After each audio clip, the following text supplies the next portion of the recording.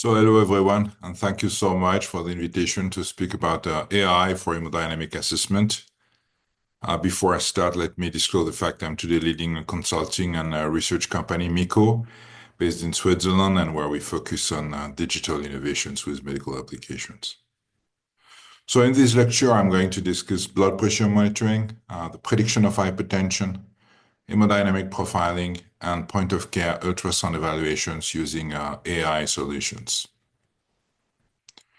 So let's start with blood pressure monitoring. The good news is that soon it should become possible to monitor blood pressure continuously using pulse oximeters. With pulse oximeters, we monitor pulse oximetry waveforms. And if you use a machine learning system, a machine learning algorithm, and feed it with a large number of pulse oximetry waveforms, and give the algorithm the corresponding blood pressure values, because during the development phase, you also monitor blood pressure continuously. Then the algorithm will learn to recognize specific patterns associated with a drop in blood pressure or a low blood pressure, or specific patterns associated with a rise in blood pressure or higher blood pressure. So here is the example of such an algorithm, able to track, as you can see, pretty accurately, systolic pressure, mean arterial pressure, diastolic pressure, simply by computing the pulse oximetry waveform. This algorithm was actually used in this clinical study published a couple of years ago in anesthesia by the team of Patrick Schottker from the University of Lausanne. And you can see they were able to track pretty well changes in systolic arterial pressure on the left-hand side and changes in mean arterial pressure on the right-hand side during anesthesia induction. Once again, just using pulse oximetry information. So the concept for the future is the following. We'll probably continue to use the oscillometric Bragg-Arcueff method in many patients, but between these intermittent oscillometric measurements, we'll have the opportunity to track changes or potential changes in blood pressure automatically, continuously, using a pulse oximeter. And in case of deviation from baseline detected by the pulse oximeter, it will automatically trigger a new oscillometric measurement, first of all, to confirm the change in blood pressure, and second, to recalibrate the algorithm. So I think it's coming pretty soon. The second topic I wanted to discuss is prediction of hypertension. The idea now is to forecast what's going to happen in the future in a few minutes or in a few hours. You all heard about the HPI, the Hypertension Prediction Index, which is a commercially available AI solution to predict intraoperative hypertension. It was developed using a machine learning algorithm fed by a large number of arterial pressure waveforms. And then the algorithm learned to recognize specific patterns associated with a subsequent drop in blood pressure. So that's the principle. This is a very first validation study published now already 7 years ago and suggesting a very good predictive value. You see the area under the ROC curve is actually above 0.9 to forecast hypertension 5 minutes, 10 minutes, and 15 minutes ahead. Having said that, we know now that in many of these initial validation studies, the predictive value with HPI was actually overestimated for methodological reasons. I'm not going to dive in because I don't have the expertise, but be aware these two guys from Denmark published a lot on what they call the data leakage. The bottom line for clinicians is that the positive predictive value of HPI is actually pretty low, around 30%. That was confirmed by 2 studies published last year in anesthesiology. The second study was done actually by the HPI developers. And so the PPV is around 30%, meaning that on average, 7 out of 10 hypertension alerts are going to be false alerts. So such a low positive predictive value may expose patients to the risk of unjustified therapy.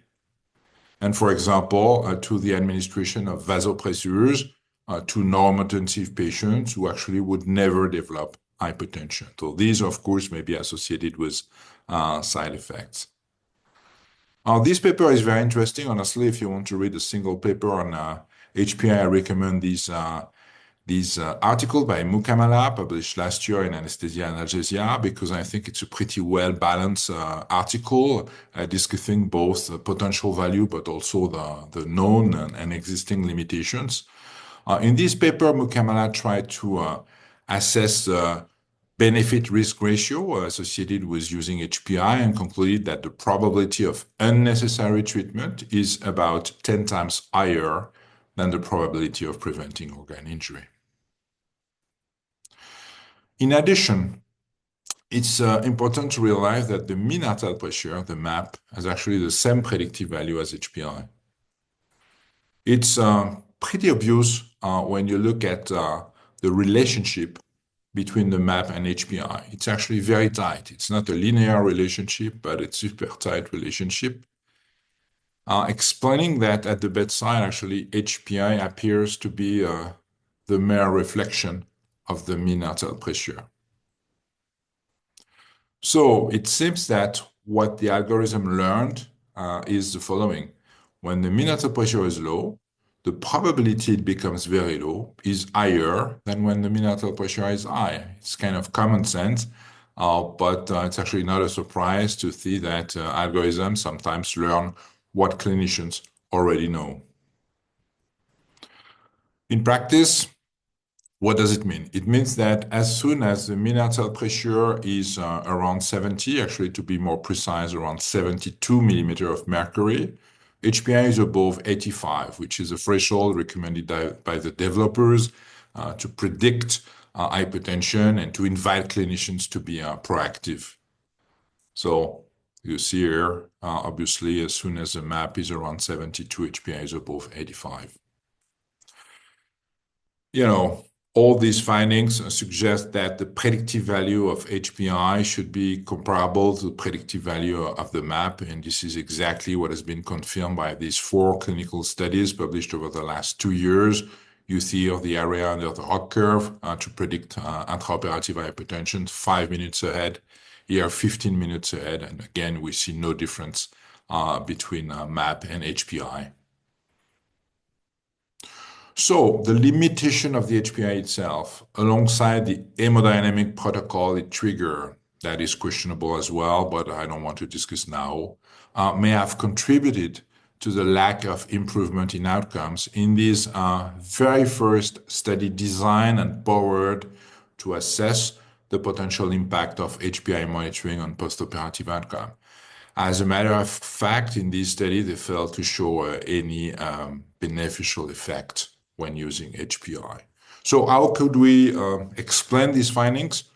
We may assume that, on one hand, in some patients, a proactive treatment as soon as HPI is above 85, that is to say, as soon as the MAP is below 72, is obviously useful to prevent hypertension. If you start treating patients with fluid or vasopressor as soon as the MAP is below 72, you will very often prevent a drop below 65, and we may imagine in some patients some beneficial effect on organ perfusion and then possibly a decrease in postoperative complication. On the other hand, we have this high rate of false positive that may be associated with the unjustified treatment of patients who have a normal blood pressure. So if you give vasopressors or inotropes to patients who have a normal blood pressure, logically, we may expose these patients to side effects without any expected clinical benefit. And so these two aspects may actually balance each other and explain that in this study, they did not report any benefit when using HPI. On the other hand, we could say also they did not report any harm when using HPI, and that's possibly because of this mechanism. Hemodynamic profiling now. When we measure hemodynamic variables, we always try to define a specific profile or phenotype, and we have done that with Swan-Ganz measurements for a long time. That's basically how many people of my generation learn cardiac physiology, looking at the Swan measurements. and trying to define different profiles, hypovolemic shock, distributive shock, cardiogenic shock, and so on and so forth. We can do the exact same thing with pulse wave analysis measurements. Today pulse wave analysis techniques are widely used, particularly by anesthesiologists. So here you have profiles described for patients with systemic hypertension. So the mean arterial pressure is low by definition, because we are talking about hypertension. And this hypertension may be related to a decrease in vascular tone, or could be related to a decrease in blood flow in cardiac index, right? And this decrease in cardiac index may be explained by a decrease in heart rate or by a decrease in stroke volume index in a fluid responsive patient, and that's typically what we observe in hypovolemic patients, or could be explained by a decrease in stroke volume index in a patient who is not fluid responder, and that's what we observe in patients with cardiac dysfunction. So you see we have actually four main profiles for patients with systemic hypertension. What has recently been proposed is actually to use AI to identify these phenotypes or endotypes. And indeed, as a matter of fact, it's technically doable. If you use a machine learning algorithm, you can identify different clusters that correspond to the four main profiles I previously described: vasodilation, bradycardia, myocardial depression, and hypovolemia. Having said that, do we need AI to tell us that this profile corresponds to hypovolemia or to bradycardia? I'm not sure. Once again, it seems we are in a situation where AI tells us what we already know, that the algorithm learned what medical students learn from textbooks.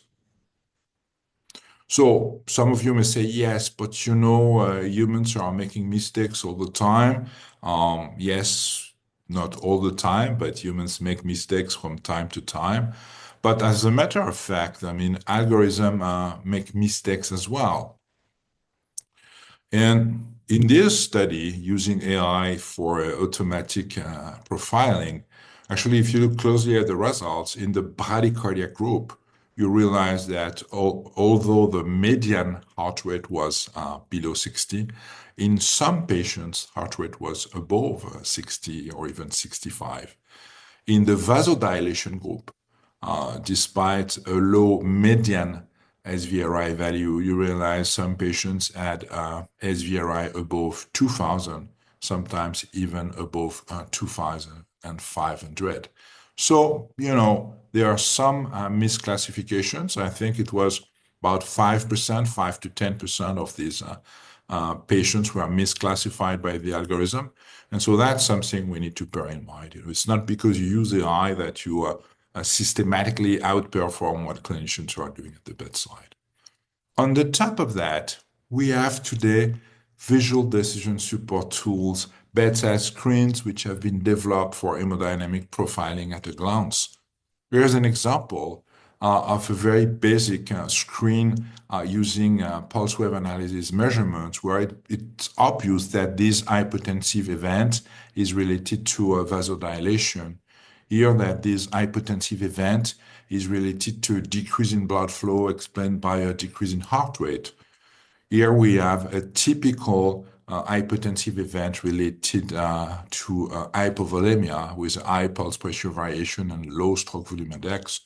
Here we have also a low stroke volume index, but a low pulse pressure variation. So obviously a profile suggesting cardiac dysfunction that could be confirmed, of course, by echocardiography. So you see, we have visual signatures, meaning that hemodynamic profiling at a glance is actually a reality. So another reason to question the need for AI to just crunch a few variables. If we need AI for big data analysis, I'm not sure we need it to aggregate or to process 4 or 5 hemodynamic variables together. Point of care ultrasound evaluation. So as you know, the evolution of ultrasound device has been quite impressive over the last 10 years. This is a very old ultrasound machine. Today, residents have very often a wireless probe in their pocket. They can connect to their smartphone or to their tablet. There are many different devices today on the market. They all have advantages and limitations. I don't have time to describe right now. But what's new as well is the integration of AI in some of these devices. AI that will help users to correctly position the probe on the thorax, that will grade the quality of images, that will automatically label heart structures on the screen. Even more interesting, I mean, AI able to measure automatically some key variables, for example, the subaortic VTI, which is, as you know, often used as a surrogate for stroke volume.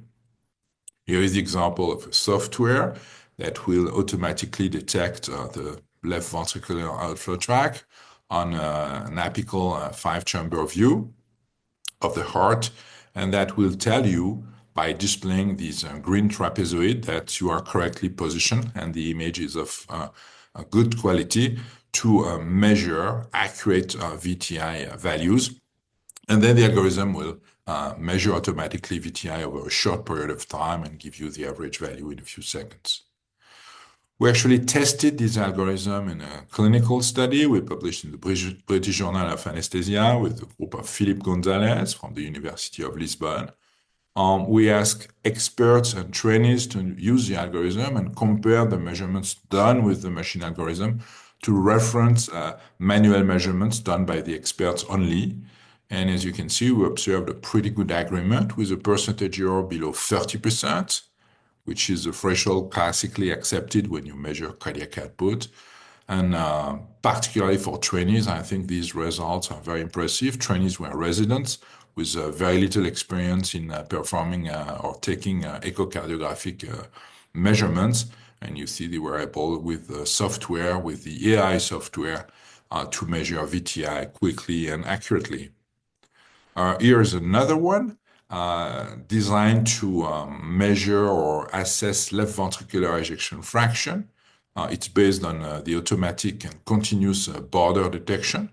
Once again, you get assistance, regarding the quality of the images. On the left-hand side, it's red, so you cannot trust your measurements. On the right-hand side, it's green, so then it's okay. You can trust the measurements.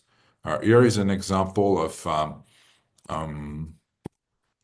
a patient with good systolic function, and you see continuous automatic border detection. Here we have the example of a patient with a decrease in LVEF. And this is a soft we tested again in a clinical study with a team of Philippe Gonzalez. This one was published in Critical Care a couple of years ago.